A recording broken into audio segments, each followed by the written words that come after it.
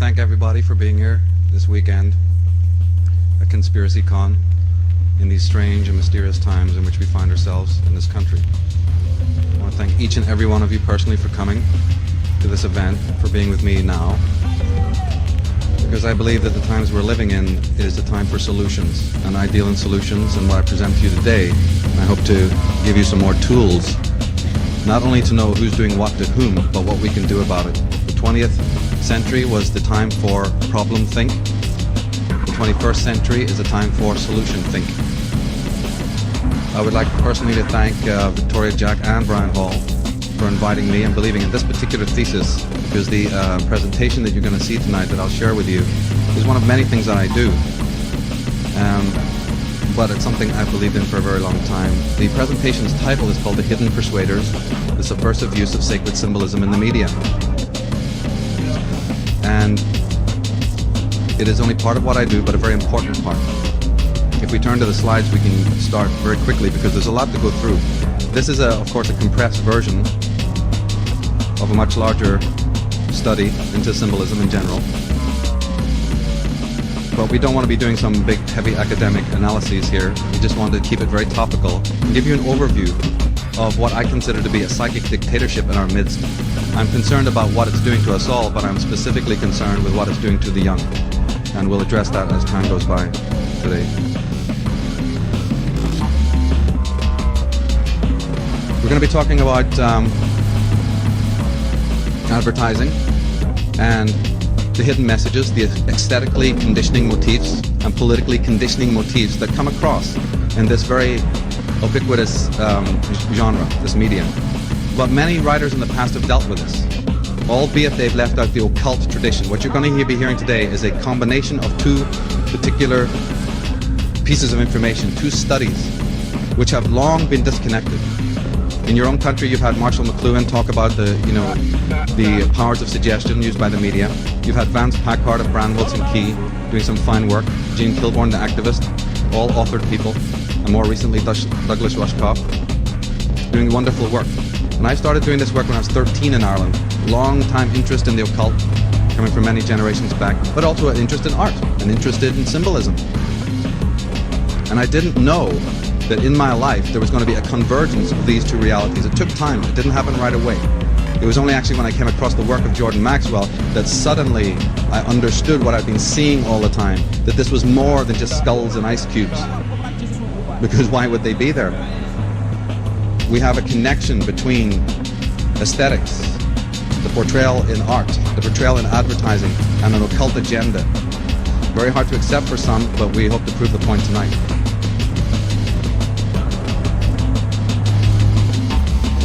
The Western world in general, and America, is what I call symbol illiterate.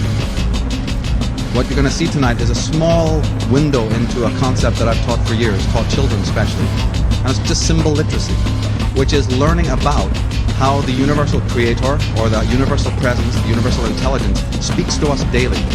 It speaks in symbols, not words. It was so important for the hegemonic authorities and patriarchal bastions to get us off the track of dealing with symbol literacy, that even in the Bible, the creation of Christianity, before thou shalt not kill, before that edict in the Decalogue, you have this particular commandment, which is thou shalt not make for yourself a graven image or a symbol. It was more important to them than thou shalt not kill. And we're going to find out why. It has to do with the brain and moving us into what's called a left brain type of thought, a left brain type of cognition, a left brain type of expression, away from the right brain holotropic concept, which was more common to our forefathers. What thou shalt make no graven images?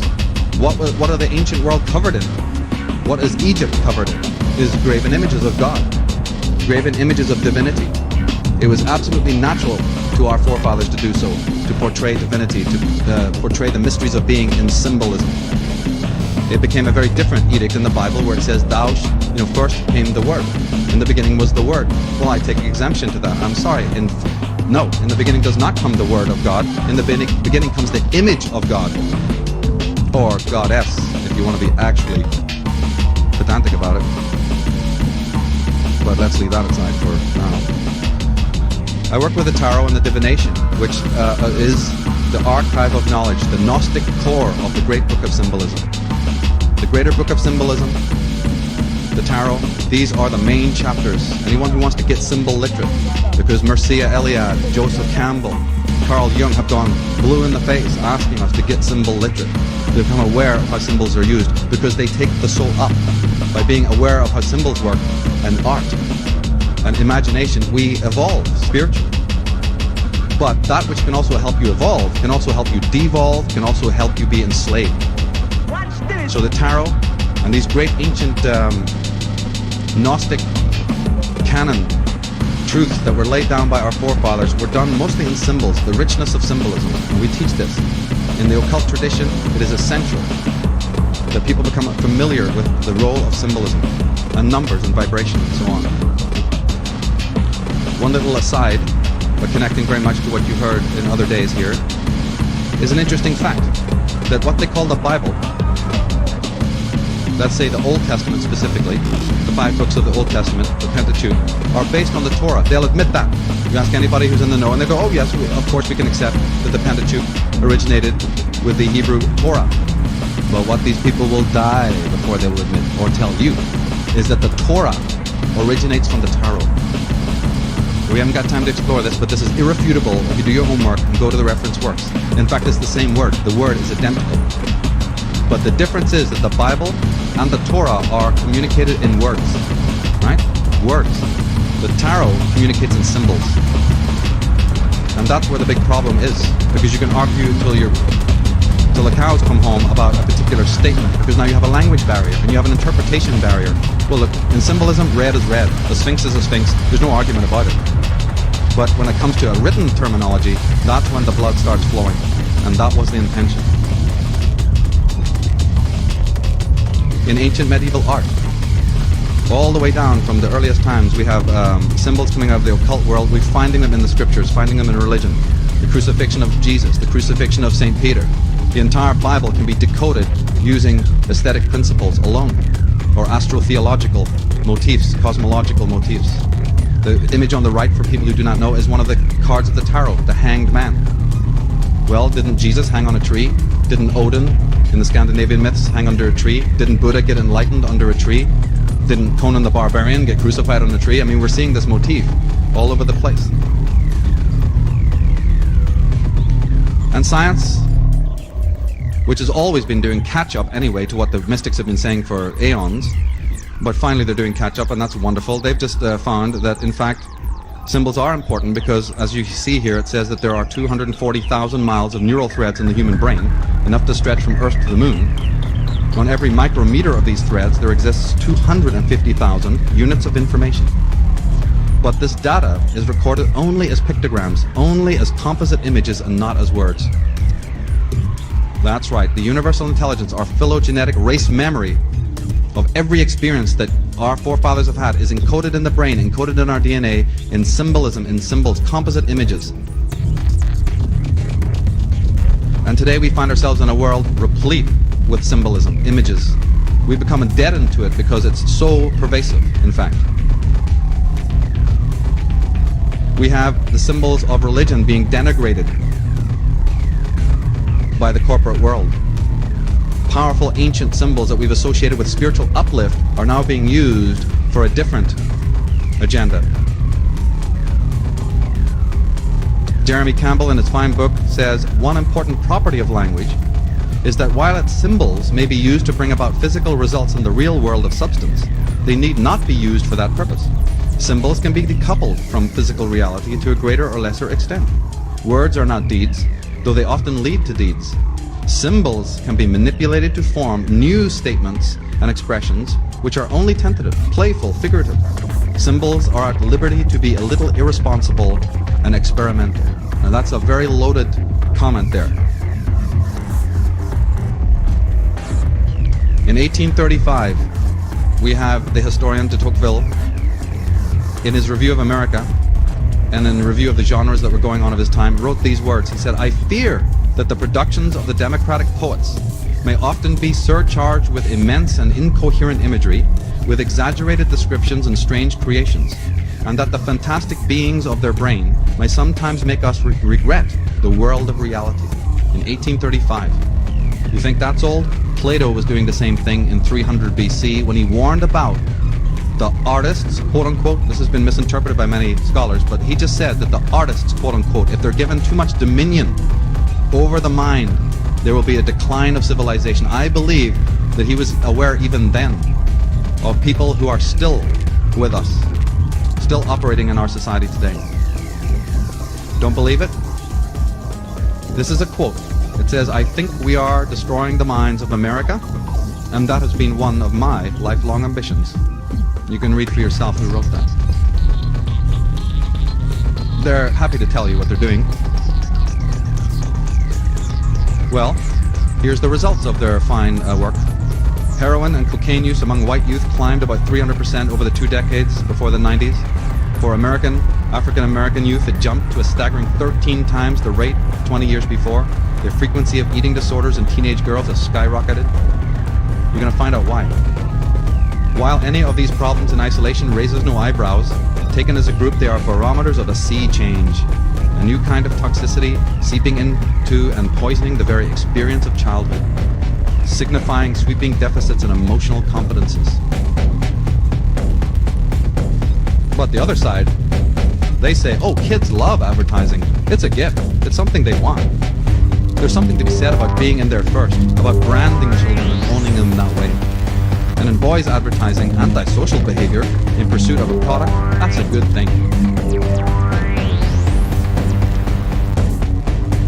In 1990, compared to the previous 2 decades, the United States saw the highest juvenile arrest rate for violent crimes ever. Teen arrests for forcible rape had doubled, teen murder rates quadrupled, mostly due to an increase in shootings. During the same 2 decades, suicide rate for teenagers tripled, as did the number of children under 14 who are murder victims. Douglas Rushkoff, in his book Media Virus, says children's television and MTV are the easiest places to launch counter-cultural missiles. The more harmless or inane the forum, the more unsuspecting the audience. I highlighted MTV there for an interesting point.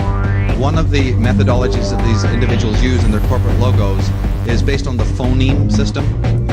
If you say the word as a mantra to yourself, MTV, and say it quickly, MTV, MTV, empty TV, empty TV, empty TV, empty TV. Ever seen any kids that watch MTV? They look pretty empty to me, wouldn't you say? Well, that's what they were being told. The great philosopher and theologian Erasmus said, "The main hope of a nation lies in the proper education of its youth."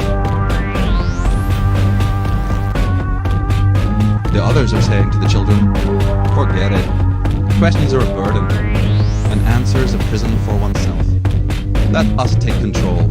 Stop thinking. It's too much of a bother. We'll take care of you. So the experts are saying what is at stake is nothing less than the next generation, particularly males who in growing up are especially vulnerable to such disruptive forces as the devastating effects of divorce, poverty and unemployment. The status of American children and families is as desperate as ever. We are depriving millions of children of their competence and moral character. Look at just the terminology there. We are depriving millions of children of their competence and moral character. Not they, but we. Esquire magazine said kids won't even find out how much their values have been perverted until they hit the high school. And Douglas Rushkoff says we have come to expect hidden messages in our kids' television. But this story of manipulation goes way back and has occult roots. Anyone who's done their homework knows that one of the groups that operate behind secret societies, it was the Fabian Society from Oxford University. It was founded by Sidney West, who again is very happy to tell you what they're doing. He says to play on those millions of minds, to watch them slowly respond to an unseen stimulus, to guide their aspirations without their knowledge. All this, whether in high capacities or in humble, is a big and endless game of chess, with ever extraordinary excitement. Well, we got them. They're called the media, but they've been around longer than television, because the word, in fact, if you study it, goes back to Medes, and to a place in the Middle East, not far from where Libya is now, called Media.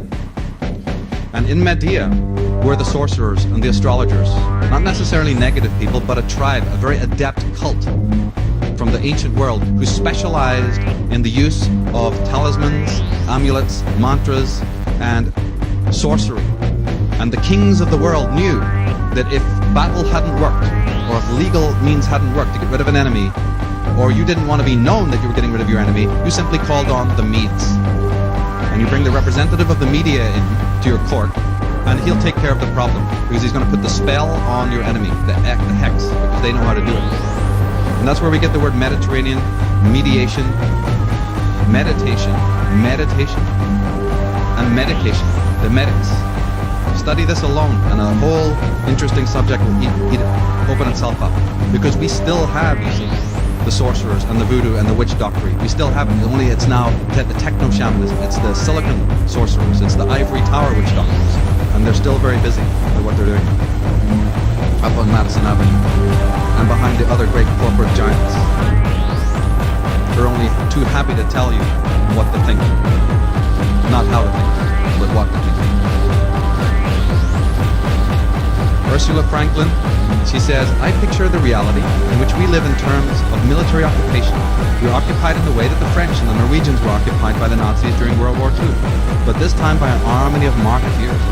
We have to reclaim our country from those who occupy it on behalf of their global masters. Interesting terms there, interesting phraseology. Well, these individuals, they do go back a long way. And they have understood completely your psyche. They've had generations, centuries to study it. Their type of sorcery involves different kinds of techniques, but it's still the same effect. Telehypnosis, metacontrast, hemisync, synesthesia, embedding. New names, new terms, but for a very old, well-known practice. To get you into groupthink, into subservience. To get you to embody dialectical divisions of which there is no end in our society. To fashion your allegiances for you. To implant associations that your mind might not normally associate. To purvey escapism, rampant escapism, and projection of fantasy into reality. To inflate false personas so that you don't have to be you can live it out through the person on the screen. And the excessive eroticization, especially in regards to the female. What we're talking about today has enormous consequences for the women of the planet to find their power again. But just one point, just that little anecdote there, we talked about the endless dialectical divisions. Are you aware of how many there are? And that they're crafted based on a very set agenda to pose one party or one group against the rest. We could explore that alone. We could do a whole seminar on just that one thing alone, of the dialectical divisions that are created in our society. And there are many even in the intellectual academic world, in the function of our own senses and the function of our own biology. And the two that we'll only be able to really touch on today is actually the last ones, liminal or subliminal. We'll be trying to focus more on that. But as I said, this is a very deep subject. We don't have time to go into anything more than an overview. And I would love to get into the whole concept of the lost language of symbolism and do a deeper work on this subject. But that time will have to come. Right now we just have to keep it very topical and accessible. Not only do we have those divisions, but we've got a very, very important tripartite division that these media sorcerers use on us. It is the simple division between the three kinds of intelligence that we have. Most people think only in terms of mental intelligence. No. We should know that there is also body intelligence. Your body is an intelligent, vibrant, living thing. Completely self-contained intelligence there, cellular. The mind, of course, we're familiar with, overstated in our culture to an unbelievable degree. But then there's the heart, the intelligence of the heart. And they know how to send signals and coded messages to each of those kinds of intelligence. When you think they're talking to one, actually they're talking to another. And vice versa. So it's kind of hard to track it. It takes symbol literacy to know what they're doing. Who is the enemy? What tools are they using? They're happy to stimulate you in various ways. They're happy to take things away from you down through the centuries for thousands of years and then replace it with things you don't need. They're happy to make those associations for you that we see on billboards every day. But did I give them permission to do that? Did I want to see their artwork facing me or on the sides of buses? I didn't give them permission to talk to me, did I? but they're doing it. Somebody has taken a right off of me. So they're busy telling us what I'll get from them. Things I don't need. Everything. Convenient, smarter, faster, happier. Is that right? But they don't tell you the side effects, do they? They don't tell you about the disassociation, the dysfunctionality. The kids, the teens who are jaded, addicted, bipolar, suicidal, delinquent, sociopathic, institutionalized, possessed, literally climbing over people. They used to call it possession in the old days, you know, when the Meads took care of you, or the local witch doctor did his piece on you. They used to call you possessed. Well, we are still possessed today. Actually, if you ask any churchmen, they'll tell you that the rate of possession has gone up since the advent of the television. Oh yeah?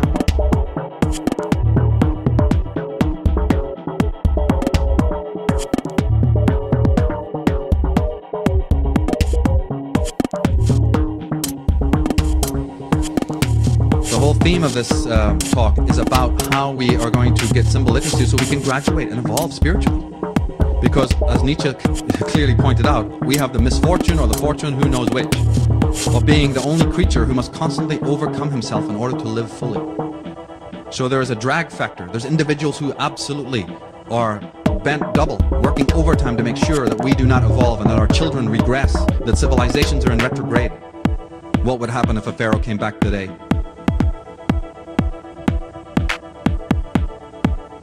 And some of the techniques that they use in this psychic dictatorship are words, symbols, colors, rhythms, light, movement, mudras, which means hand positions, gestures, which have been used for aeons as means of spiritualization, used by cults, infused with mysticism, are now being used on us for quite an opposite agenda. To drag us down into the pits of our own miasma, our own hells. As Carl Jung said, consciousness is a recent acquisition of nature. It is still in an experimental state, so to speak. It is frail, menaced by specific dangers and easily injured. As anthropologists have noted, one of the most common mental derangements that occur among primitive people is what they call the loss of a soul. Take this comment that he's talking about and transpose it to our societies today. That is exactly what is happening, the loss of soul. How is this technique done? What is going on? How are they doing this to us? You've heard the story of the zombie, right, in Haiti? Well, the zombie was a person just like you or I, and they slipped something into his drink. And that is the resin, or the potion, or the liquid, or whatever you want to call it, the solution from the datura plant. Now, if you drink that, you become kind of zombified, but the next day you can be back to normal. So every day, you see, the witch doctor had to continually administer the datura plant poison, otherwise it wouldn't work. Well, we have the same thing today, only it's called TV. It's called the media. Every day, a steady diet, pre-digested mumbo-jumbo.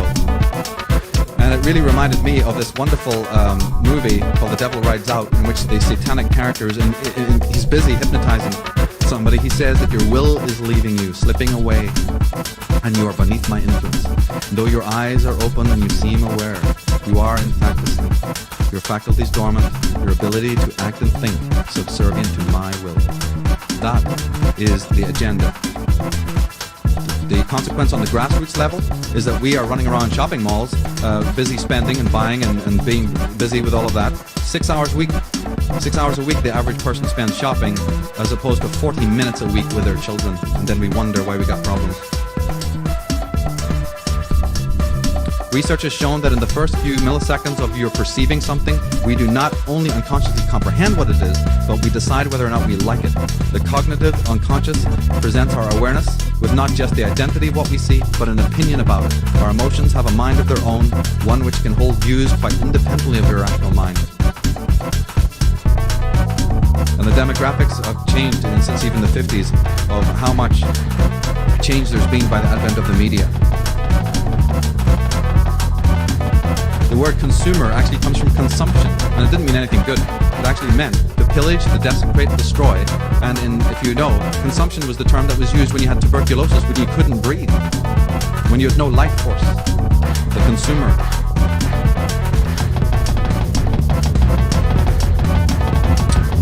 Well, before we get to how they're doing it, we got to say who's doing it. So a little recap on the fact of other things that you've heard here is that there is an occult history of America.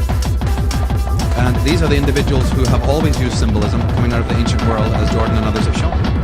The man on the left is Adam Weishaupt, who was the head of the Illuminati, whose origin date was May 1st, 1776, quite close to July 4th, 1776, the founding of America. His mantle passed to Giuseppe Mazzini, who then, when he passed away, the mantle of the Illuminati passed to the man on the right, who's called Albert Pike. Everyone in this room should be familiar with who this man is and what he is about, because he brought what is called Scottish Rite Freemasonry system to this country.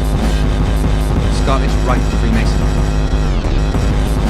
And the symbols on the dollar bill are the hallmarks of this order, this secret society that George Washington and other of your founding fathers were warning about. If you go to the memoirs and read it, they were Freemasons. But Freemasonry was a positive, basically philanthropic society at that time, and was infused by these negative elements from Bavaria and from the old world of Europe. And they warned against it. In fact, the Duke of Brunswick, the head of Grand World Freemasonry, had stood up in the 17th century and asked for the disbanding of World Freemasonry completely, because he was aware that it had been infused with negative elements of Illuminist philosophy. And George Washington and others in this country did likewise. Unfortunately, nothing happened. And the Illuminati were able to infiltrate this societies of Freemasons, and they're still operating today. And this has a bearing on what we'll be talking about. Here is a proof, of course, just for anyone who doesn't know, that the founding fathers definitely were involved in Freemasonry. You'll notice that on the Washington bust there, it says Freemason and First President. Now let's read that again. Freemason and First President. Not the other way around. Thank you. Important. To go into Masonry, end the story, can't do it, haven't got the time. But the point is, just the word alone, just my innocent fascination with words and terms that these individuals use. M-A-S-O-N. If you actually draw a hexagram on the pyramid, you will find that that actually inscribes in front of you for many generations, but you don't notice it. Remember Edgar Allan Poe? You want to hide something, you put it in plain view. Jordan Maxwell talked about the scorpion sting, the double scorpionic sting, remember, of the tail? Remember that? Look at the prongs of the banner there and ask yourself something about symbolism.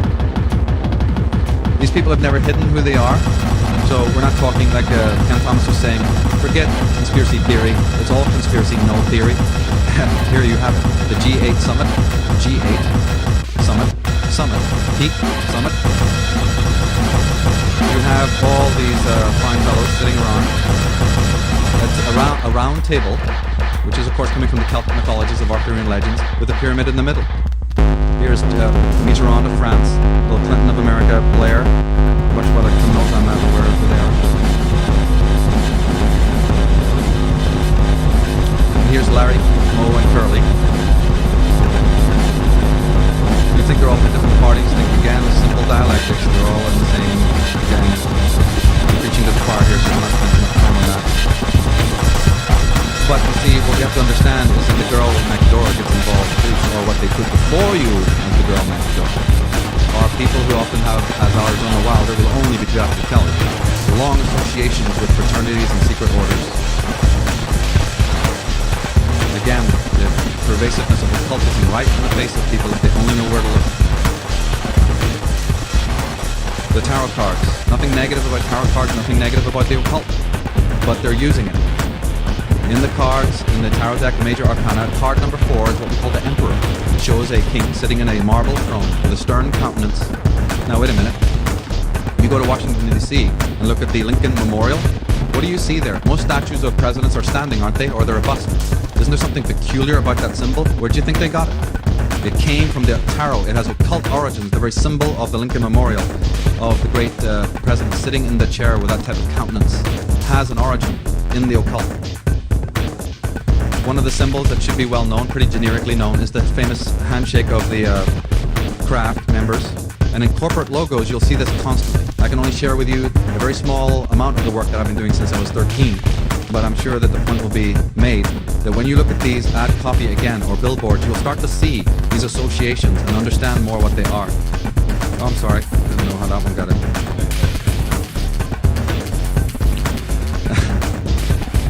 Anyway, the Masons refer to their own procedures, their own teachings as the craft. If you get into studying the, Jordan Maxwell has labored for years to discover the occult roots of government, big business, and religion. Big business, yes, even the big businesses. They're not the rags to riches tales that have been put in front of you where individuals make their money on the white market.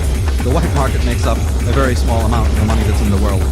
Let's start studying the black market, not as has been put before you, a bunch of drug-dealing gangsters on the side of the streets. That's not the black market I'm talking about. It's the occult underworld, where the main trading and wheeling and dealing of the world is done, where you can get anything for any price. Well, when we look into that, we'll find that there is, again, occult origins, and behind these big businesses, the franchises, the corporations, hopefully we can prove a little bit today that there is an occult origin. You've seen the pyramid, and a pyramid basically has three sides. Because the number 3 is very important in Freemasonry. Very important. In fact, if we look at it, we find that the number 3 is sacred, and it is the reason why it has been incorporated into so many areas of religious and secular life. We have the economic world with its first, second, and third world. We didn't create that, but yet there's the terms. We have the main political parties. We have social classes, calling us upper, middle, and lower. Well, I didn't think of myself as anything like that, but here we are. We have these terms made for us by social critics, sociologists. We have the competence levels in sports. We've got the levels of matriculation. We've got the branches of government, the legislature, the armed forces even, and the courts. 3 divisions, always 3. Very important number to look at. In your Senate, there's 3 tiers high. The emphasis on the number 3. The word threshold. The Masons talk about the entrance to all temples, cathedrals, and churches being called the threshold. That means thrice-fold. One of their gods is called the thrice-great Hermes.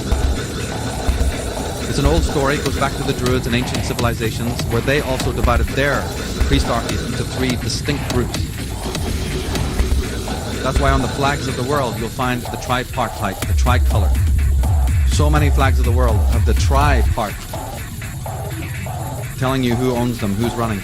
And again, in our modern ambiance, you find symbols of societies and orders using the double triangle, the 33, and the symbol of the serpent, which if anyone's familiar with my work on Atlantis, the serpent comes in very strongly there. Okay, the double triangle of the 33rd.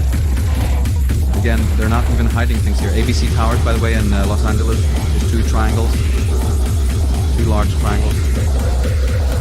And symbols in America. Let's take it to the context now, coming more to the particular in your own country. The symbol of the eagle has been explored, and how the eagle then turns up on lots of corporate logos.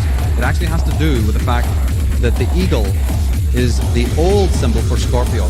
Long before Scorpio got a scorpion as its symbol, the symbol was the eagle. Aquila it's called. And if you look at an old planisphere, you'll see it. It's a gigantic constellation in the sign of Scorpio. And that is why the Romans used the symbol of the eagle. That is why the Vatican used it. That is why the Nazis ended up using it. And that's why it's in America. Because the same gang are running the show and they use the same symbols. It has not got to do with the fact that it's the bald eagle, the indigenous symbol of whatever. No. It has to do with the fact of the sign of Scorpio, which any competent astrologer will tell you rules power and money. The sign of Scorpio. Again, a very elaborate study in itself. We don't have time to go into it. We're looking for corporate logos. We're looking for geometry. You don't have to look very far. And the connection to the occult. The pentagon, and that shape is suggestive of many things, actually was designed by a high priest in the Ordo Templi Orientis.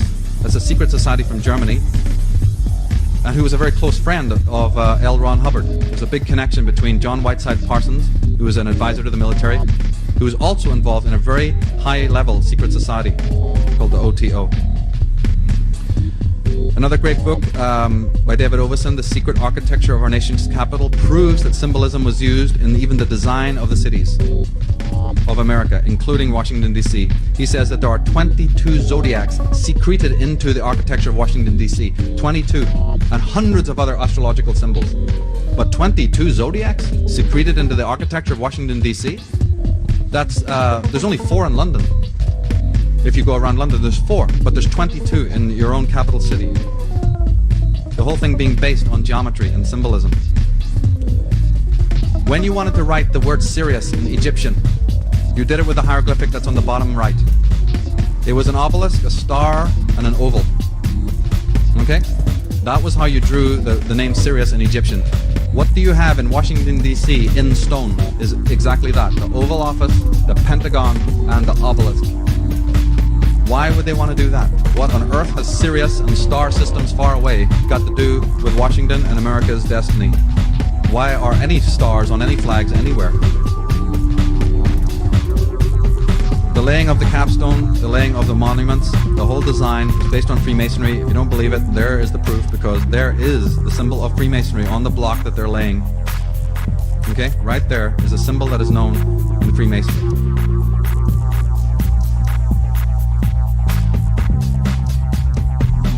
That symbol that I showed you is referred to as the compass and the rule. A wonderful study in itself, and the letter G in the middle. But we don't have time to go into the occult history of these things. I just want to show you how it turns up in logos and corporations. Here you find the exact same symbols of the mallet, the Masonic hammer, and the rule, the compass, and the key. The key is very important because it relates to Vatican intelligence. It relates to secret societies coming out of Italy. And your governor, Al Cecchi, when he ran for governor, he used a very distinctive key as his logo. And in Seattle, you have what's called the Key Bank. The Key Bank. And the Florida Keys and so on. That symbol of the compass turns up in the car company, Acura. That funny looking A is their symbol. If you actually look at it properly, you'll find that it is a Masonic compass. I've always said in the writings that I've done on this subject that over 70% of the things that you buy, the products that you buy, have names that don't mean anything in English. Don't believe me? Go to your Safeway, go to any of these stores, and just observe that one day. Of how many symbols and products don't have a name that means anything in English. Now, you'd think that the merchant would want to sell his wares as quickly as he could, right? But we're not talking about the merchant here. We're talking about the designers that he goes to in order to get a logo or get a design made. We're talking about those individuals, and not necessarily the merchant. So I'm not talking about this coming from the merchant world. They don't know anything. They just want to sell or, open a motel and whatever else they want to do. This does not originate from them. But Acura, what does that word mean? We also find that in Freemasonry you have the color blue. That is very important because the first opening degrees of Freemasonry are called the blue and red degrees. That's why you have red light districts and blue movies. Oh yeah, let's find out what's been going on here. But you also have this strange fixation with the color blue turning up a lot. And you find it heavily in the corporate world. You find it in government, but you also find it in the corporate world. Just that alone, just one little piece. Just look at color. Open your aesthetic eyes and look at how color is being used in our society. Because color is very important to spiritual uplift and how color and vibration are used. You find it in the context of America, the dollar bill, or money. This symbol, by the way, is well known, of course, but it actually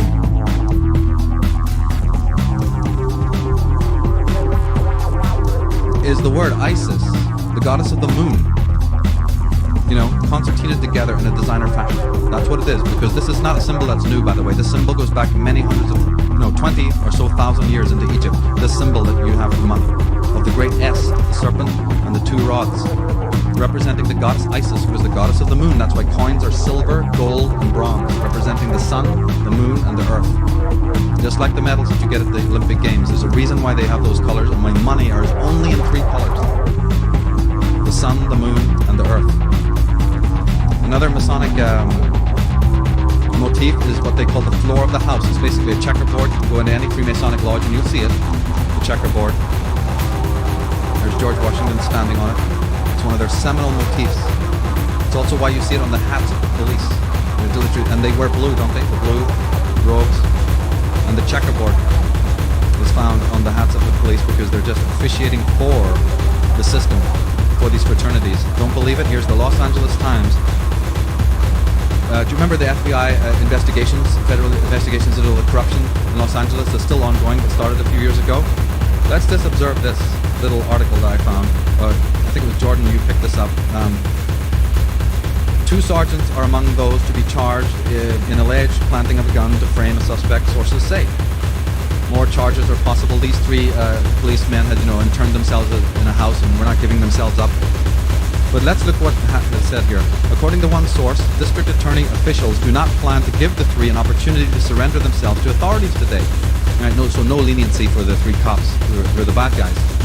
They're going to be arrested, the source said. They're not part of the Brotherhood. They're not part of any fraternity. They're going to be arrested like anybody else. I didn't write it.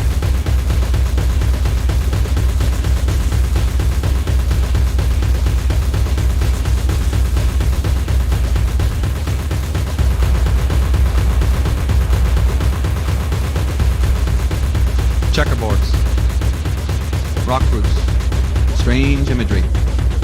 It's been pointed out by people in the know. Let's just take this one for a moment.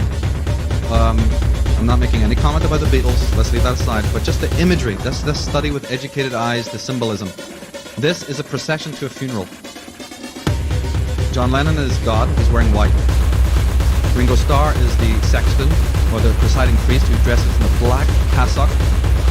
The gravedigger the actual corpse is Paul McCartney. That's why he has bare feet and a suit, his best suit you get buried in, you know what I mean?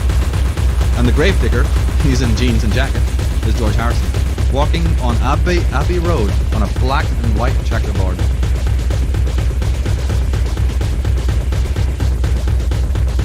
Checkerboards, Chevrolet, corporations using the checkerboard. Would that sell you on anything? Why would they choose that logo? So there we have it. They are the chess masters, as Sidney Webb pointed out, and that's how they consider us. They consider, as he is saying, that it's just a game. It's just a game, so we need to know the rules, don't we, if we want to play the game with them.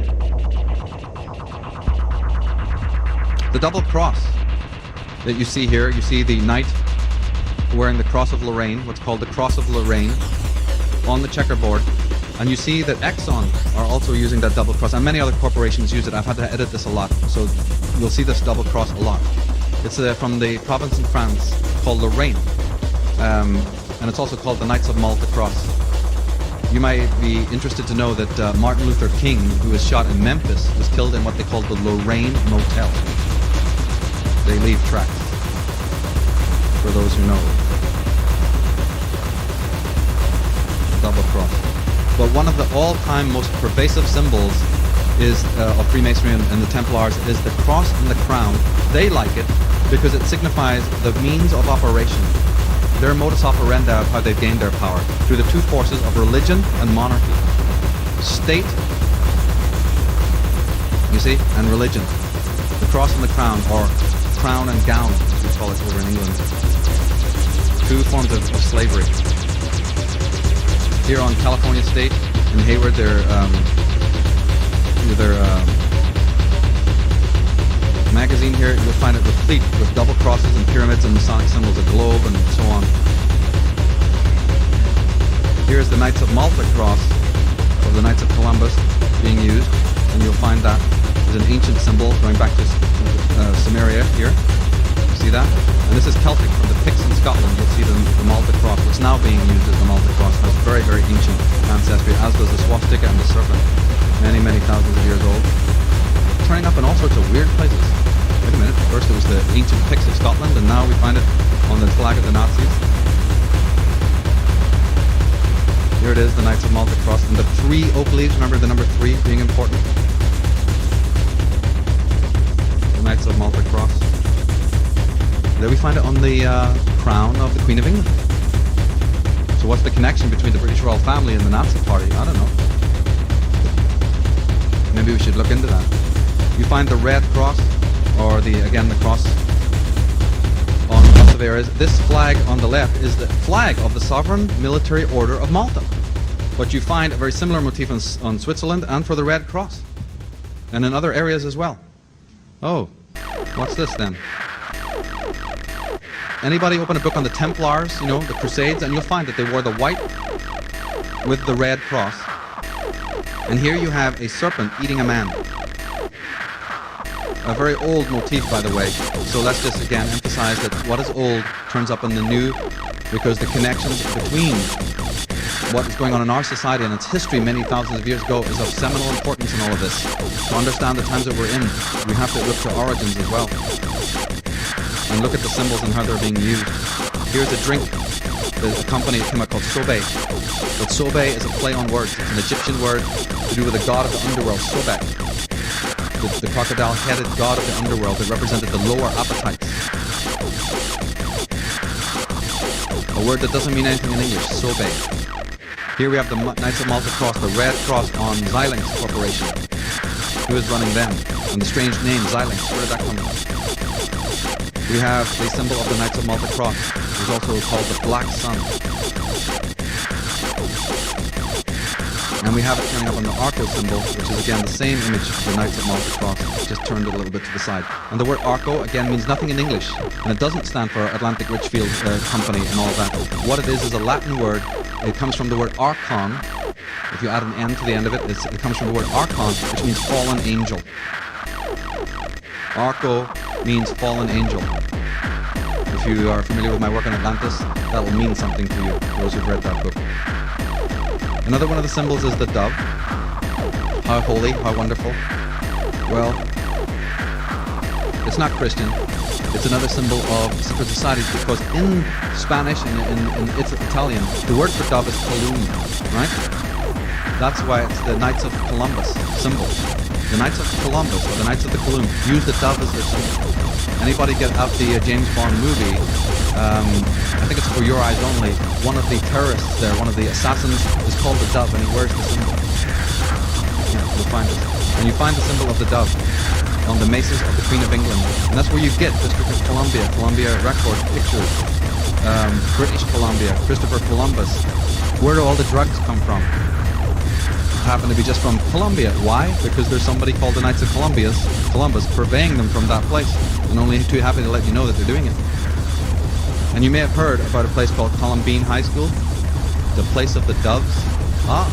Well, anyone who's done their occult homework knows that the Cagliostro's Egyptian rite, one of the great occultists from the ancient world, is called Cagliostro. He invented a Masonic rite called the Egyptian rite. And you need to know about this because it said it involved a virginal boy or girl as an oracle or even priest. These virgins were known in Masonic circles as the Columns, the doves. They were sacrificial. Columbine High School. We've heard a lot about it, but we haven't heard about the ritual side of it too much, connecting to these old Masonic rituals. The owl is a symbol of the Bohemian society, but it goes way back to the cult of Minerva and Lilith, the goddess Lilith. And the owl is on the dollar bill. Hidden away in the right corner of the dollar bill is the symbol of the owl, because it goes back again to ancient secret societies. One of their symbols is the Tudor rose.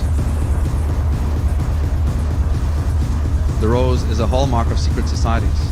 Nothing evil with a rose, it's just who's using it and what for. You'll find it copiously used in the imagery of the Grateful Dead. Bob Weir of the Grateful Dead is a member of the Bohemian Society.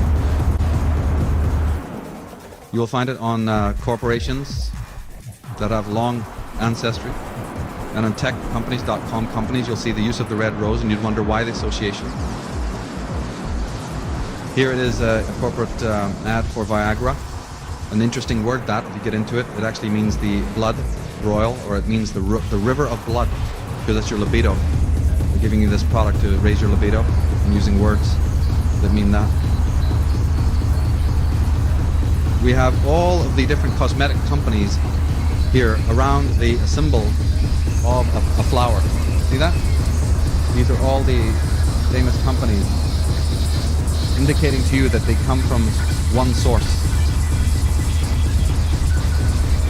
The number 322 is important in occult circles because it's the lodge number of the Skull and Bones Society from Yale University.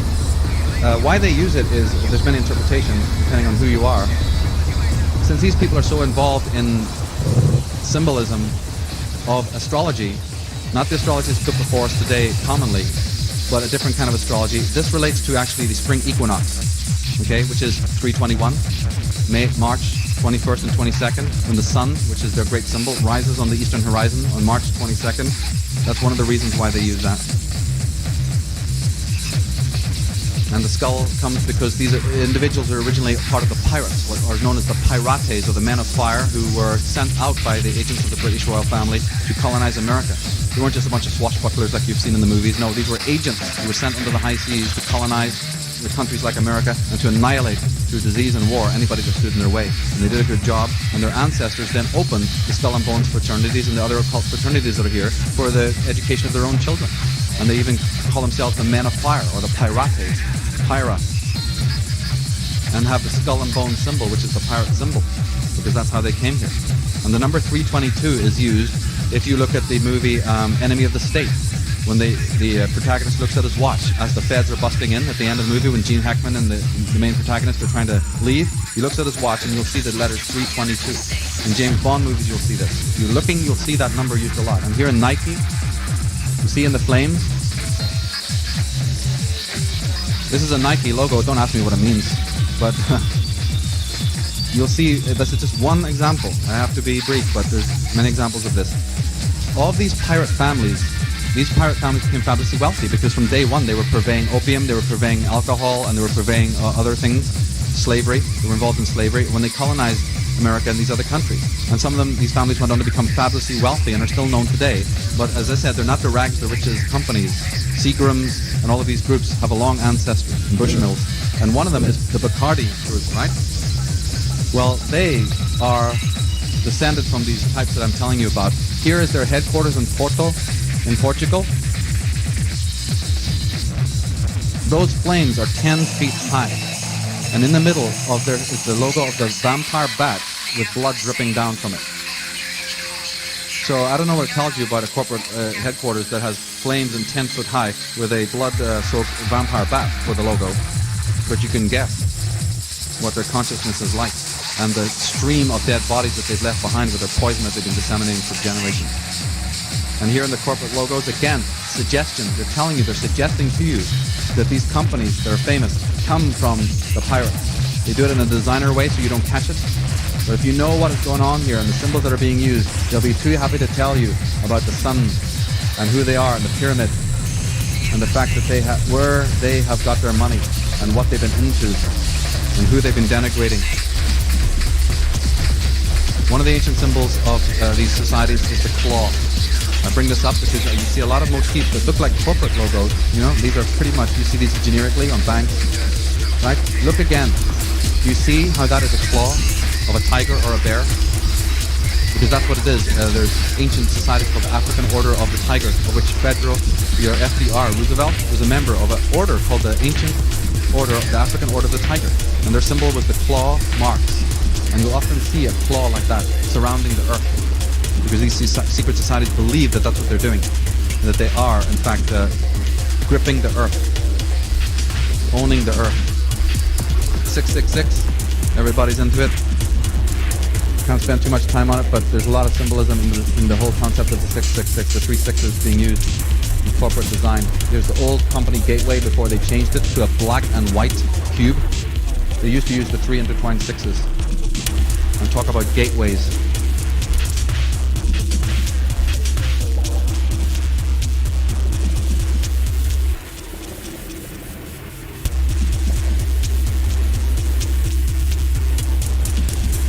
But in the time remaining, I want to share with you some more of the connections between the corporate logos and astrology. And Friedrich Nietzsche summed it up. He said, as long as you still experience the stars as something above your head, you will lack the eye of knowledge and never know wisdom.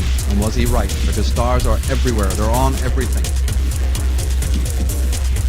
The zodiac is one of the archives that the designers and the media giants go to. Their designers know to go to the realm of Sabianism and talismans and magic and to astrology to look for, and to alchemy.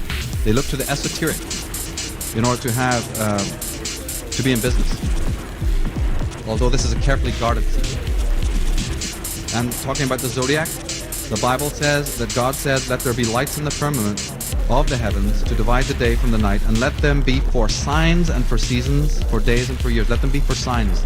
The signs of the zodiac have an ancient history. The zodiac is where we get a lot of these symbols, because the 12 signs that you're familiar with, the 12 generic signs of the zodiac, There are actually 88 constellations altogether around the ecliptic. 88 symbols.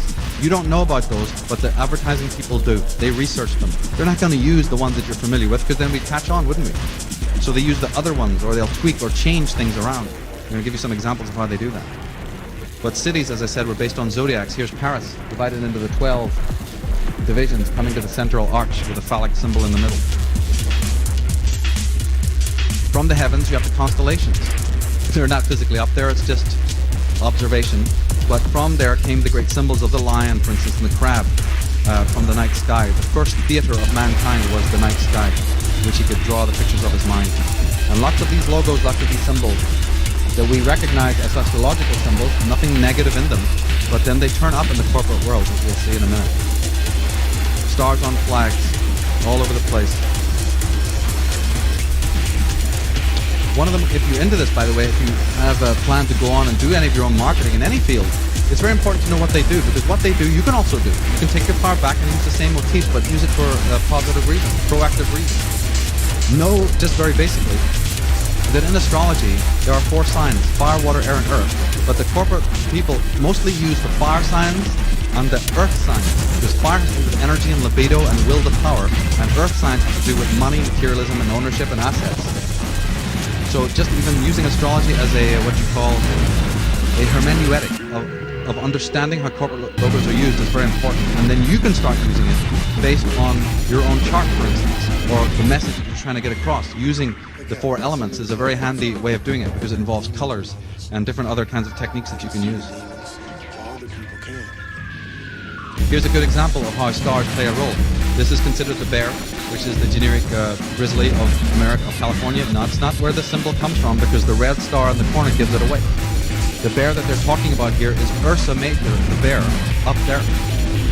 And the star is the pole star that the bear turns around. So what you have there is an astrotheological motif, disguised in another way. Very, very well disguised, as a matter of fact. For years, down through the centuries, the bear, the 7 stars were called the Magnificent 7, or the Shining 7, the 7 planets, even if you want to look at it. The 7 planets in the heaven, the 7 lights, which we find turning up as archetypes and stereotypes everywhere. Just observing how much the simple symbol of the sky is used in corporate logos as a backdrop is very important. The sky. Here's the symbol for Leo, astrological symbol for Leo. This is the astrological symbol for Virgo, the sun moving into the constellation of the Virgin. Virgo is where you get the Columbia Pictures symbol from. This is the ancient symbol of Cancer, the white horse, before the crab. Anybody here a Cancer? Star sign? Yeah, some of you? Right. Well, before you were given the symbol of the crab, your ancient symbol was the white horse, or the unicorn. That's why you see on royal heraldry that symbol. So the white horse is the symbol of Cancer, and so when you see the sun behind the horse or tri-star, it just represents the sun in Cancer. It's an astrological motif. And the Virgin is Virgo, with the 12 stars in her hair, or the crown of 12 stars, the zodiac.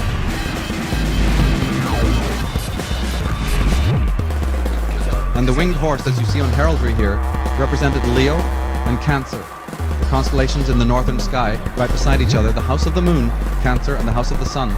This is again based on astrology, and the winged horse being connected with Cancer. In Merrill Lynch, you have the symbol of the bull, which obviously is very clear, relates to Taurus, which is an earth sign. You see how earth signs, Taurus represents money, ownership, finances. So you have a financial company here using an astrological symbol because they know what it means. Sagittarius, anybody here a Sagittarius? Star sign Sagittarius, yeah. Your symbol is used as a horseman, right? With the bow and arrow. Here you find it. Look at the solar symbol on the bottle. It's already made like the sun.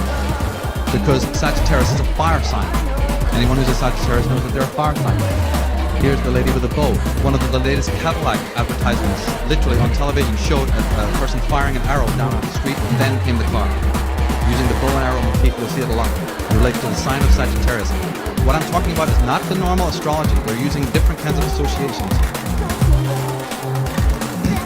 Corporation Safe Way relates to the sign of Cancer also, because anyone who knows astrology knows that the sign of Cancer has to do with safety, security in the home, and food, mother, and nurturement. So the safe way, right? And the yin-yang of the Cancer. And it also has to do with property. So the Cashin Company, which is a real estate brokerage, use the symbol for Cancer because in Cancer astrology, Cancer rules the home and property and physical assets.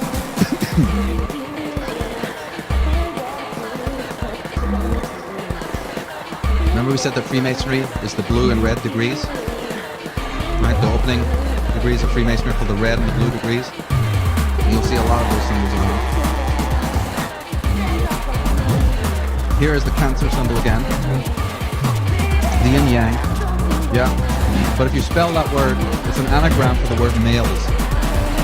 M-A-L-E-S. Males.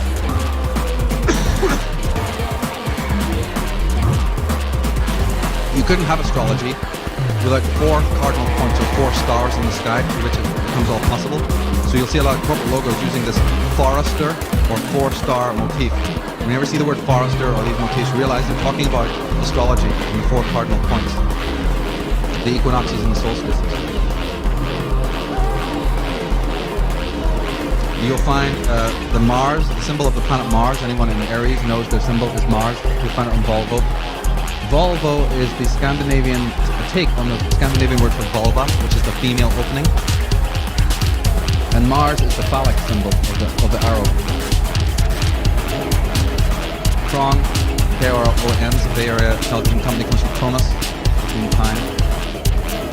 Arista, a word that doesn't mean anything in English, actually relates to the constellation of Virgo.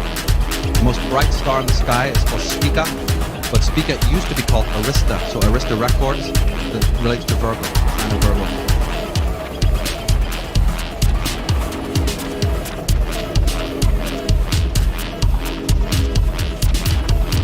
One of the most important motifs in astrology is again the spring equinox, the rising of the sun at the vernal equinox of the spring every year. You're going to find so many logos that deal with that. The sign of Aries is the sign in which the sun, rises on the spring equinox. That's in the sign of Aries. So you're going to find the motif of the sun rays, or the Mazda symbol is the horns of Aries, the horns of the ram.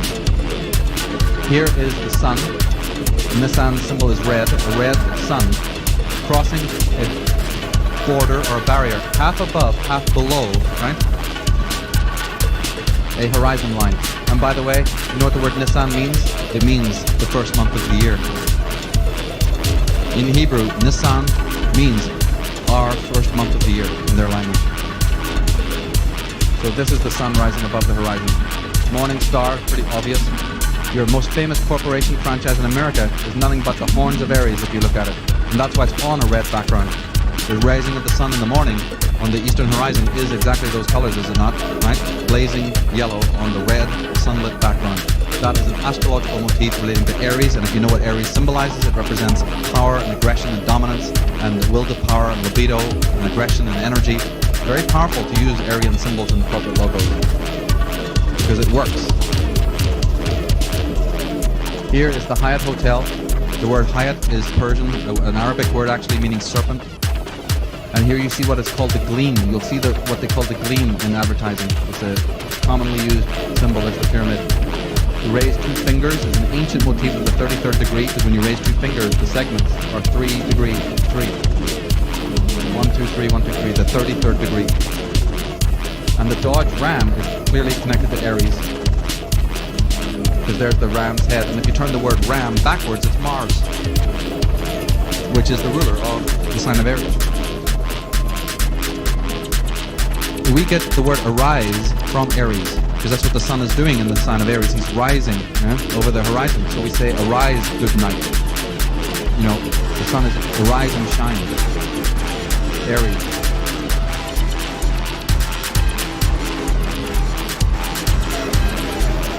The sun is one of the most pervasive of all symbols in this particular thesis. You'll see the symbol of the sun all over the place. You know what Mazda means? Mazda is not Hebrew. Mazda is Persian for the first month of the year. Nissan in Hebrew means April. March and April. Well, Mazda means exactly the same thing. It is the first month of the year, when the sun rises in the spring equinox. And you'll see constant motifs of this, the sun rising, corporate logos that represent the sun. Jordan Maxwell was saying yesterday that the very word on means light.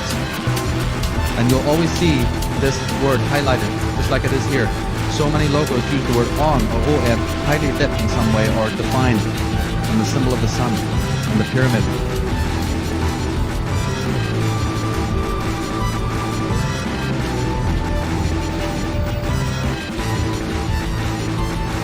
Astrological symbols often appear in places you wouldn't find it. When the sun rises on the horizon and you see the lovers, that is from the sign of Gemini. That, by the way, even though it's hard to believe, is actually an astrological image that you're looking at. Relating to the twins, the sign of Gemini, it's very, very innocuous, but it's all over the place, this kind of imagery. Here is what's called the sun window, or the solar window, with the ladder of Jacob going up. Solar windows are very, very important, as is the phallic symbol. How many of your talk shows from Oprah Winfrey onwards have used those sun windows? America's favorite videos. If you watch it, look at the design, the set designs, the stage designs of a lot of the sitcoms and a lot of the talk shows. You'll find that they use the solar window motif an awful lot to represent the sun cult. Pyramids. The background of the night sky. That represents a house of the zodiac. That's what a window represents, the solar window. Not only is the sun important, but the word light is important in many contexts. Light is important philosophically. Light is also important subliminally. If it is light beer, then shouldn't it be L-I-T-E? But look at the choice of the very spelling. If you're drinking that, the implication is subliminally that you're drinking light. That's why it becomes addictive. Because your unconscious mind would love to drink light. That's what we're all about, remember? Spiritual uplift. Well, they're going to hand it to you in this. That which takes you down, but it has on it, drink it, is full of light. And watch the symbolism in the advertisements when the models are drinking. You'll see images of light and halos and all sorts of things to spiritualize things. Mountains are connected to spiritual ascent. So is light. But look who's using it and for what purpose. The human wreckage and debris of these poisons that have been put into our life. Yes. Cronus. And many, many other symbols relating to red, to Aries. Sears is an anagram for the word Aries. In the Shure advertisements, the sun will, in the advertisement, the graphics, you'll see a beam of light come across, it'll move across the word, it'll suddenly glow on the R and move aside. Right? If you ever watch their logos, they're interesting. Red, Ken, means the red king, which relates to the sign of Aries.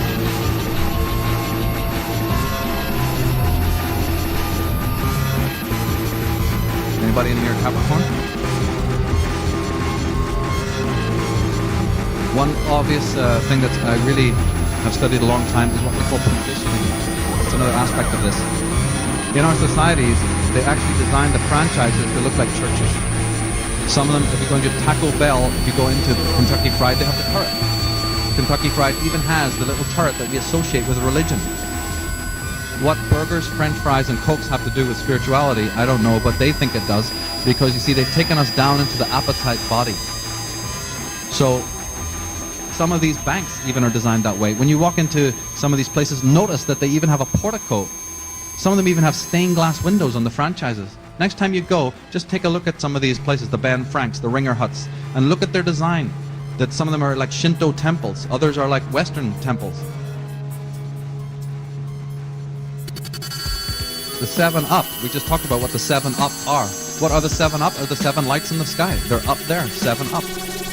Or the chakras. Play on words. Union 76 is, of course, Union 1776, when America was founded. But in 1776, July 4th is in the sign of Cancer. So America is born under the sign of Cancer. That big golden ball that you see floating above the stations, what is it? What is the big ball that rotates in the sky that's all orange and gold? Is the sun, right? So they're already telling you there that this is the sun in Cancer in Union 76. But Masonry, people into Masonry are very smart. They use a lot of codes and cryptic analogs. If you take the number 76 and put it on a clock face and know what you're doing, you'll find something interesting. 7 o'clock is actually 660, is it not? Right? Just think about it for a moment. Follow me. 659, 660. Plus the 6, and you have 666. I'm not stretching it. This is the way they work. Words that don't mean anything in English. The word Pepe, or Pepsa, or Pepsi is a very, very old word. You've heard of the devil, you've heard of Satan, right? Well, the oldest cultures in the world is the Egyptian. And if you go back about 25,000 years, the word that they have for the adversary, the word that they use for Satan is Pepsi. And they used to tell the children, if you don't watch out, Peppa will get you. Yeah, Apep or Pepsa will come and get you. The Egyptians. Yeah. Yeah, we'll come to Coca-Cola in a minute. It's so vulgar, I have to leave it to the end. We were thinking of putting some barf bags under the chairs. I don't know if you got them. But you got to find out who Sergeant Pepper really is and who Dr. Pepper really is. The symbol of Saturn, the Saturnalian cult that Jordan Maxwell has exposed.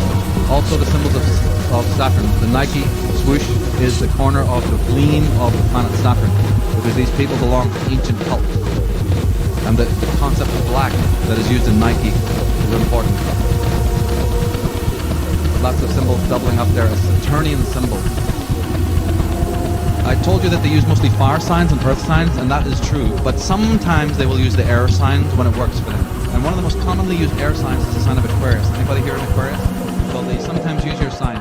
And here is one that has been done very cleverly. Always when you see the circle, your eye only focuses on what's in the circle, and that's what you want to intend. In your mind, take away the circle and extend the line to get what's called a wavy line that is familiar with those who are Aquarius. And Aquarius is ruled by the planet Uranus, which represents freedom, gender, and liberty, and the youth movement. Well, not the Volkswagen salesman.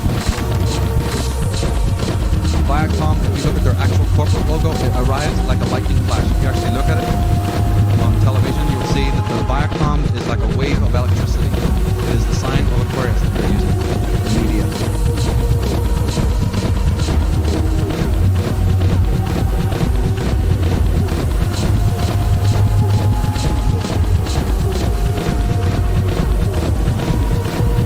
We talk about the pyramid. It is another constant pervasive symbol. All over you find the symbol of the pyramid.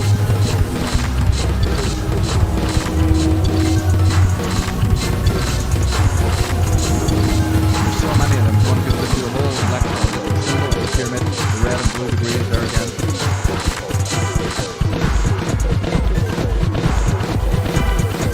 The missing capstone and the pentagram. Symbols like this, for instance, of the awards in America, I find it interesting that American business awards are using the pyramid. Oh yeah, and you'll see a lot of this. I mean, obviously you've seen images like of the ascent, the sun, the sky in the background. 1, 2, 3, 4, 5, 6, 7 steps. Lots of symbolism there. You'll see things like this that your eye will not focus on until your higher mind sees the sun and the steps of the pyramid. Microsoft start here at the bottom of the pyramid. These people are interested in pyramid technology. Here's beer, Keystone beer. Not to belabor the point, Jordan was pointing out yesterday what Keystone really means at the top of the pyramid. Here is the obelisk, using the pyramid to steer from the obelisk. This one intrigues me. There's the sun and the pyramid and the serpent. They look like water.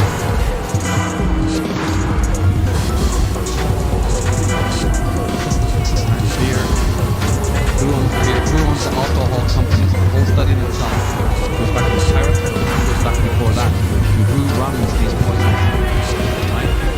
The tax exempt Knights of Malta and the Knights Templar, who are tax exempt, were the ones who put the inns and the taverns and the bars. It's a whole interesting story. And why those bars and taverns in England are called strange cult names like the Green Dragon and the horse and the white horse and the black horse and the rose and the crown. Everyone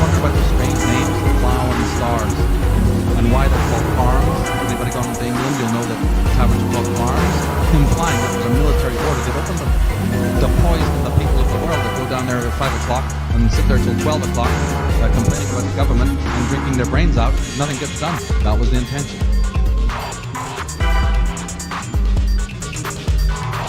The dissemination of poisons in our society, sugar, tobacco, alcohol, you name it, vaccinations, fluoride, is a study in itself. Possibly. Very interesting that.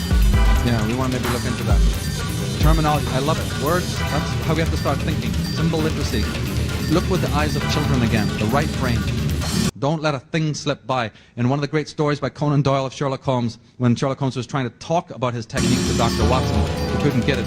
He said, I'll sum it up this way. He said, when you come to Baker Street to visit me, you come up the stairs every day. How many stairs are there, Watson? He goes, I don't know. He goes, you see, but you do not observe. That's all it's about. In the Bible it says, having eyes ye see not, having ears ye hear not. It's time to start watching them. Madonna, the Illuminati pyramid on her back. Camel, the Illuminati pyramid. And the man, see this? See the leg? See how that's a human being? There's his face looking like this way. There's his chest and his arm. There's a human being there. Yeah. You could spend some time, but unfortunately we don't have it. But get it.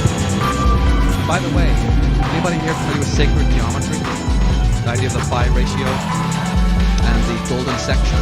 Cigarette boxes are actually designed based on the golden rectangle.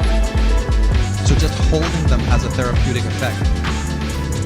Not in a good way, but in a negative way. That's one of the selling pitches they do. Not only is opium in the tobacco or all that. Yes, there's lots of things that create addiction. But these people are very adroit, even the ratio of how the lid to the rest of the box and how it's open, and, the arousal that comes with that. But you can use the same techniques for your own healing. These are for your degradation. Go and measure your beds at home. If you have children, discover whether their beds are based on the pi ratio or not. Because these companies that make the beds for you and the children's cots make sure that they're not based on sacred ratios, so you have restless sleep. And so you have nightmares. Chuck them out the window and do it right. Make your own beds, make them based on sacred geometry, and watch what happens to your life patterns and your sleep patterns, just from that one thing alone. Courtney Pine, Illuminati symbolism. Who runs KinderCare? Big question. Better find out. Look at their symbol. Oh yeah. Wonder why children go missing? I wonder about it. Swedish bank using the eye on the pyramid.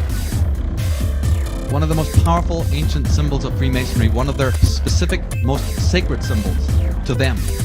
Right? The one they don't want to tell you about a lot is what's called the double ashlar, or the double cube. It's a well-known symbol to Freemasons.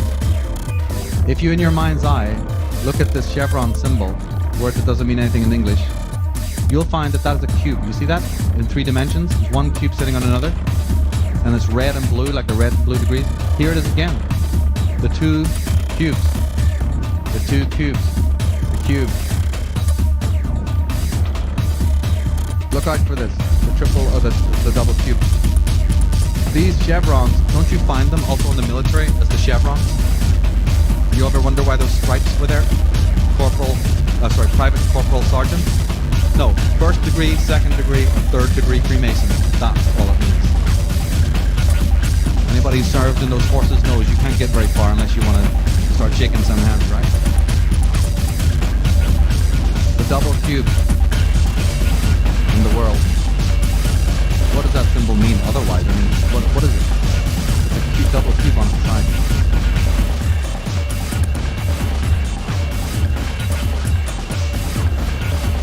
Yves Saint Laurent, double cube. George Chrysler, double cube. Another one of the symbols that they care about deeply, and you should know about, is what's called the red square. Why do we say we get caught up in red tape? Why do they cut the red tape, you know? Or,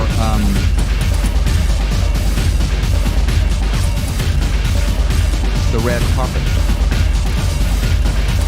Look how many corporate logos use the red square just alone. And how many flags. Do you remember when I think it was Reagan actually met Gorbachev for the first time? First so-called meeting between East and West, Perestroika? The cameras didn't start rolling until the two of these people walked out into what was called Red Square in Moscow. And then when they were in the center of Red Square, then they turned and shook hands with the cameras. Interesting that, I thought. It's in the center of Red Square. The center of the coronation of Queen of England is on a red carpet. The Vatican Center, Chair of St. Peter, sits on a red carpet.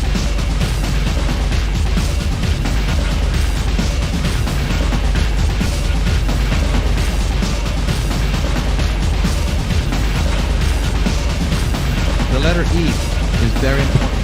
We'll come to letters a little bit later on, but the letter I want to stress to you right now, as in usage, is the letter E. It's the fifth letter of our alphabet, because in ancient occultism, and even in modern occultism, E is very important because it represents the fifth essence, or the quintessence. It was called epsilon. In Greek, the letter E is called epsilon, and it represents a spiritual power of transcendence, the number 5. So you will always find something in the corporate logo that will tweak the E for a reason. See that? It will always be highlighted in some way, or separated in some way, or dropped in some way. Do you see the serpent of Intel? The serpent with an eye? Enron, yeah, good. I think I have one on Enron. Yeah, there you go. Right, it's either turned up, it'll be highlighted or, stylized in some way. Pyramid. Number 5. So many groups use the 5. And the symbol of the sun. It's a big thing even in the techie world, because the intelligent and silicon types imagine that they're doing some occult work. The connection between the occult and the silicon value is something I go into a lot in other talk. Look at the magical symbols.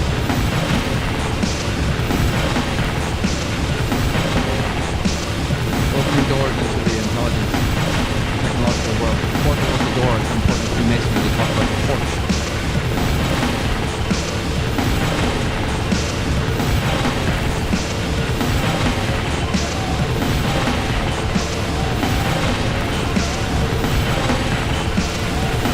One thing that I find really pernicious in advertising is simply the degradation factor, with the meaning factor that animals are used. How children are being portrayed, not as children, of course, and how women are being portrayed. Here you have a symbol where the word coat, somebody is asking about the coat. It's an Egyptian word, and it relates to male genitalia. What? The ancient word for male genitalia in Egyptian was K-U-K, which is used as slang today for the male member. Right? The old Egyptian word. Look at the positioning of the model versus old men. Because they want to feminize things for men, but they want to phallicize things for women. So you've got to mess your head anyway. That's the problem. So let's replace it, with this surrogate fallacy. That's why it's called the real thing. Here's another some problem. I've got some head problems here. This word represents, cetus is the Latin word for the vagina. CTS. Often just in very innocuous shots like this, you'll find something weird about the posture, the limpness, the submissive, simulating, flaccid look of the female in view of which in itself is pernicious. The fact that there's something skewed about the imagery. Or they'll use the vamp. A lot of us we know already and just going over it. The idea of the tramp, the vamp, it's a Salem. And incredible, vampiristic look of this. It's outrageous. And also the fact that there's dismemberment involved. And then we wonder why there's serial killers running the streets. We're only too happy to tell you in court, I hear voices, I'm possessed, I can't help it, something's talking to me. Yeah, they've been telling you, why don't you listen? Who are the guilty ones? question of gender has been exploited greatly. Wonderful sacred imagery of androgyny, which is the ultimate goal of all spirituality and all magic and all divination and all alchemy, is what we call androgyny. Not at a genital level, but at a spiritual level. The unification of the male and the female inside of you. That was the object of religion, that was the object of occultism originally. They don't want that. They want gender dysphoria now. They want to harden the masculine and weaken the feminine. So they play on these ancient mystical things. That's their job. They're not there to sell you products, because they were millionaires in the first centuries of our period. In the early parts of this millennia, these people were already owning the world. That's only an ostensible concern to them. And that's where they get the money from, and that's why they advertise so heavily. They're into the cult of imagery, the cult of symbolism, to make sure that you are disassociated from your source, and that your children are delinquent on the streets of the world, and that nature is subjugated. The androgyne, shown in symbols like this, or let's take a physical example where you've seen the guy shaving, the shaving ones where he's looking in the mirror. Very interesting how they use specular dynamics. You're looking through a mirror at a man who's shaving. Then the model, the female, comes up and looks in the mirror towards you together in an image like this. You're looking at your TV screen. That's a filter. No, you're looking through your eye. This is your first filter. Right? That's a lens. Then you look through the TV screen. Then there's the camera that's taking the photograph of the models. Then there's the mirror in the actual scene. All these what we call mirror, specular dynamics, representing the filters of your own consciousness. All of this goes into making a single advertisement. So there are two bodies wrapped in one. You know, or the strange mudras, the arms, the position of the arms, and the male and the female focusing in your mind. That can be done very beautifully. That can be done in great art, in Jean Cocteau, or the end of Francis Ford Coppola's Dracula movie, where the two people arise into the dome, you know, at the end as one being. That's a very spiritual rendition of that concept, but it can also be done to drag you down or to sell you a product based on a very high spiritual motif that attracts your soul, but it's toothpaste or something. So what? I love the art. I think the graphics are wonderful, and I think that the people who do it are extremely skilled. They are the Michelangelos and they are the Leonardos of today, but they're not using their talents for the uplift of mankind. Unfortunately, they're taking it down. When you see the female model, the female, the goddess, the priestess, the empress, in the center of balloons or anything like this, balloons relate to the semen, right?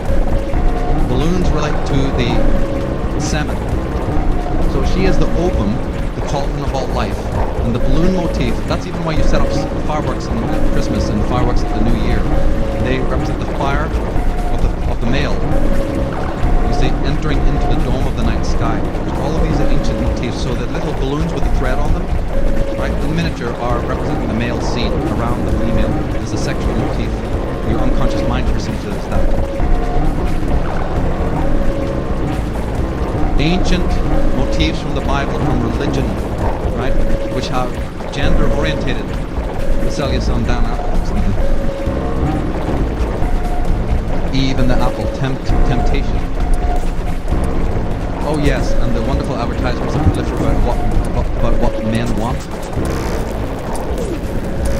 Okay, Chanel for men. Here is the vesica, the opening of the female, and the C, 2 C's of Chanel is 33, right? The third letter of the alphabet, 33, so that's symbolism in here. And the female opening. And A-N, by the way, right in the middle there, is the ancient word for the heavens, the goddess of the heavens, An.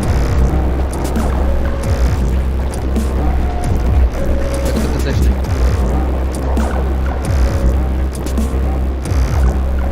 Look at the positioning.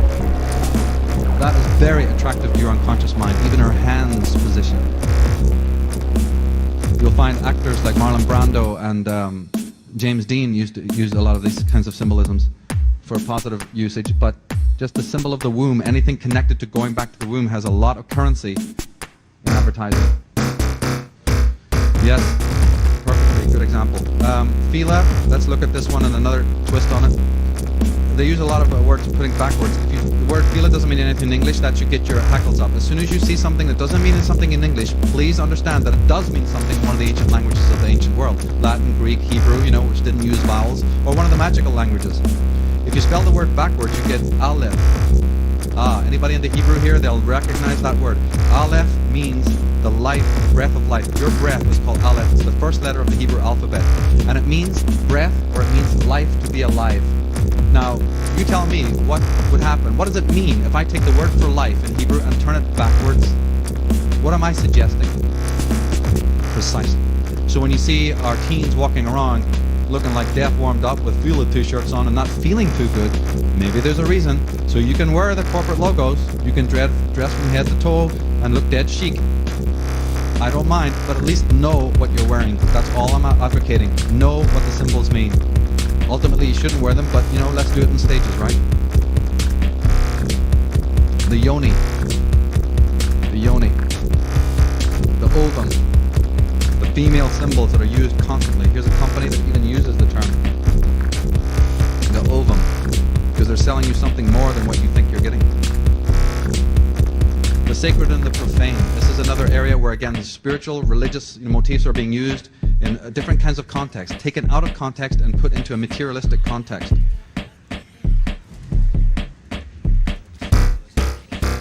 The E, you see how the E is set aside there? Pretty self-evident. I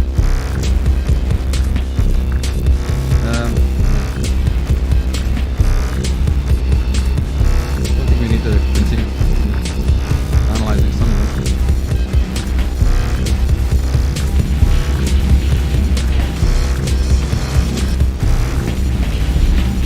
That word is naive.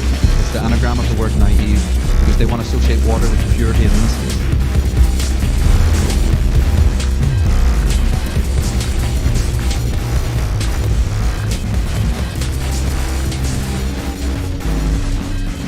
See the beautiful imagery of the sacred geometry, the Vesica, cauldron of all life, the lily of Mother Mary, the priestess, the lunar female, comes straight out of the tarot.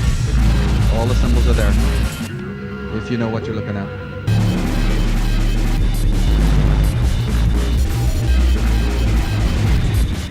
Some of the poses are meant to be erotic, but they're also sort of necromantic. And they're always ready to promise you things you don't have.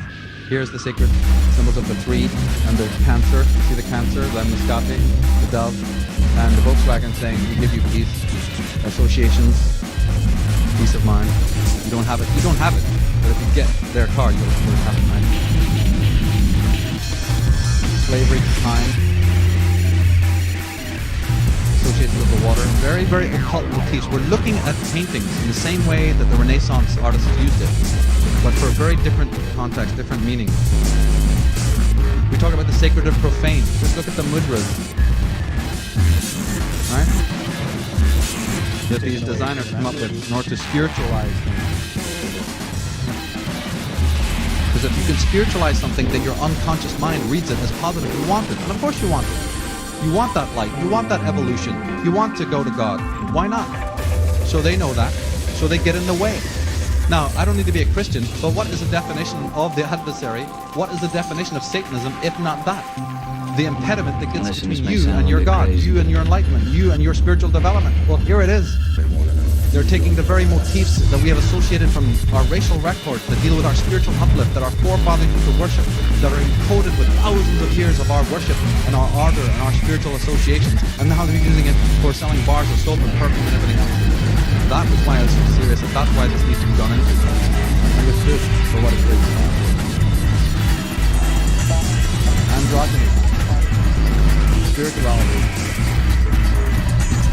Egyptian symbols, headless women.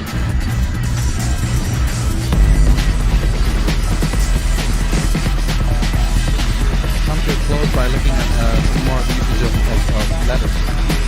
Of all the 26 letters, advertisers know that the most important letter is S, because of its association with sex and success and serpents and the sound. It's the most subliminal, and hypnotic of all the letters. When you put S into anything, and your mind pays attention to it in its own product.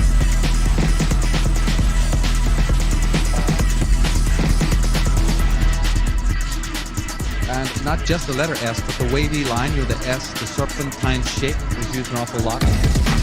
as a going motif. Want to know why? Remember the exclusion, the two S's? You always wondered probably why they played on that particular, why they only use those letters as an alphabet and not the other ones. Well, here is from a wonderful ancient book by Valentinus the Great, and he gives the whole game away. He says here that the word S, or sun, the sun behind the sun, was once anciently written S, just like that. So again, remember, this is not new. He's saying this is not new. It is a symbol of the serpent force, or supersolar manifestation, meaning it's a solar symbol. The SUS denotes involution and evolution, the descent of the serpent force into matter and the return upward through evolution. The serpent solar disk is often seen on Egyptian monuments like that, SOS. Letters of the ancient alphabet were keys unlocking the originating, causation, and manifestation of all things. The SS, or ZZ, same thing, symbolically used, which is what we're talking about, are interchangeable. Often the SS on sigils and talismans, and now we're talking about corporate logos, are suggestive of serpentine, evil influence, and denotes a sign of black magic upon others. 19th century authors, before corporations even were existed, before advertising was ever done. Now you find the same motifs turning up in our data space, in our living space. The letter X is another one of the great letters of power, because it's the X and Y chromosome. When they want to sell something to a male, they'll feminize it. When they want to sell something to a woman, they have to masculinize it. So X marks the spot, is how you feminize something for males. So you have the phallic bottle in the middle of the X chromosome of the female. Ovum, the X. O is obvious because it's the female ovum. The X is the X chromosome. Just to highlight it, there she is.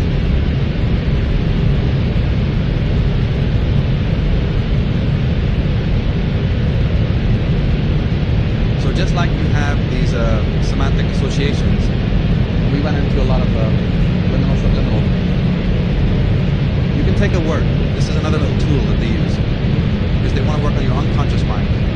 Just as you can expand something, you can also contract something. You can take a word, then you can shrink it down, as you know, into what's called a syllable. But when you have a syllable, it's kind of usual. You can often tell what the word is if you see the syllable. They then take a syllable and shrink it down yet more into what is called phoneme. It's a linguistic term, the phoneme. Phoneme, you cannot recognize anymore what it is.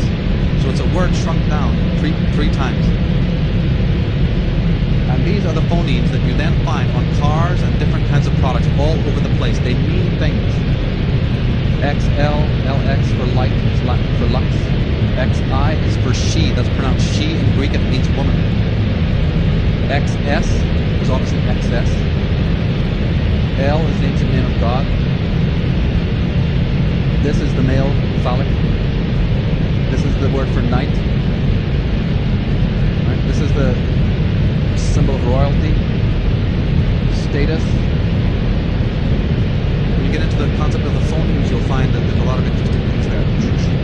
You think I'm stretching it? They're happy to tell you what they're doing. Because here you have the car that's called the status, Cadillac or whatever. It came to uncode the status, and its phoneme is STS. Just like I'm saying, they use the phonemes to represent the concept that we're talking about. And then just to finish off, we have to close now. PC, just that term PC, we talk about cetus, representing the female opening, the phallic, the ovum, and P is phallus. And that's where you get the word cities from. The cities were meant to be symbols of the female in which we all live, which is why they have the monuments and the obelisks inside of them, which represent the male. So the word city actually comes from the word for the vagina, or the opening of the female. So anyway, let me see. Yep. Male, this is the phoneme for the male member. I just want to end with my own personal reasons for being into this particular thesis, so that we're all on the same page as to why this is important. NBC aired an investigation of Mattel and Disney just days before Christmas 1996. With the help of hidden cameras, the reporters showed that children in Indonesia and China were working in virtual slavery, so that children in America could put frilly dresses on America's favorite dolls. February 1999, a new report revealed that workers sewing Disney clothes in several Chinese factories were earning as little as 13.5 cents an hour and were being forced to put in hours of overtime. ABC's 2020 brought back footage of young women locked inside sweatshop factories sewing for Gap, for Tommy Hilfiger, Polo, Ralph Lauren. Naomi Klein says that all 50,000 workers at the Yuyan factory in China would have to work for 19 years to earn what Nike spent on advertising in 1 year. Walmart's annual sales are worth 120 times more than Haidi's entire annual budget. Disney CEO Michael Eisner earns $9,873 an hour, while the Haitian worker earns 28 cents an hour. It would take a Haitian worker 16 years to earn his hourly income. The last one is it was Disney's annual meeting, and about 10,000 shareholders, she says, crowded into the arena to rake Michael Eisner with goals. They were upset that he had paid more than $100 million in a severance package to the super agent Michael Ovitz, who lasted only 14 scandal-racked months at Disney as second in command. Eisner was further attacked for his own $400 million multi-year pay package, as well for stacking the board with friends and paid Disney consultants, and then for paying starvation wages to workers in overseas factories. We could go on. It sounds horrible, it is horrible, and it's taking place. These things that we buy into, that we don't vote with our dollars, that we do not take responsibility for what we're buying, and we are under this kind of oligarchical control, is enslaving the world, it is enslaving the planet, it is enslaving children, and it is not working. That is a particular reason why I am interested in this thesis. I want to thank you all for being here with us and for putting up with my tirade. You know, lovely to see you all.